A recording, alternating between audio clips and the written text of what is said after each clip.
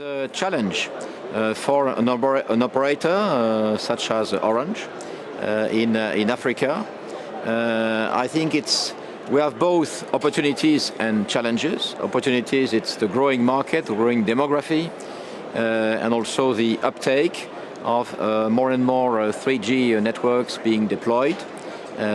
So it's important for us. Challenges, there are still some challenges in spectrum, as we saw this afternoon in the panel.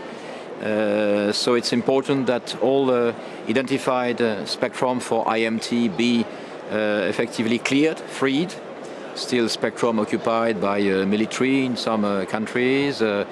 Digital dividend spectrum also important to be cleared as soon as possible by broadcasting applications, for instance, and cleared as it was allocated at the World Radio Conference. So spectrum is an aspect. Another aspect are taxes. It's important, taxes and license fees. It's important that operators be not overburdened by initial down payments on license fees, for instance, exaggerated, or that too important tax weight. It was quoted this morning, such as for something like 25% on those average tax weight. I think it's too important for the operators, and it could be beneficial for all the region, African region, that those taxes be lowered.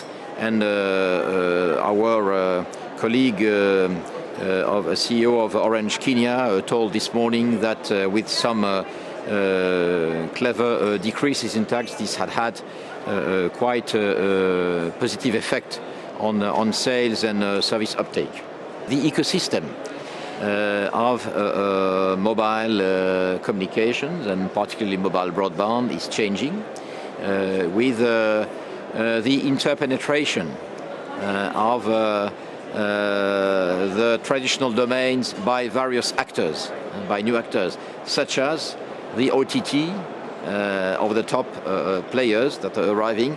I think, of course, we as operators, we have, as we are doing in Europe, for instance, we have to negotiate with those new actors balanced agreements in terms of, for instance, of peering agreements, peering traffics, because there is a progressive, growing disbalance between the incoming internet traffic coming from those actors, from video, YouTube, and so on, and what the operators are obliged to receive and invest in terms of incremental capacity.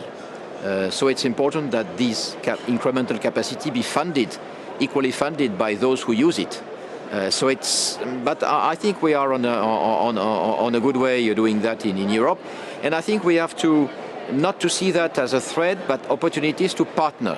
So with those new actors to establish clever partnerships in content applications, in new areas, new territories, for the benefit of everybody. But of course, being cautious. AfricaCom is a big event.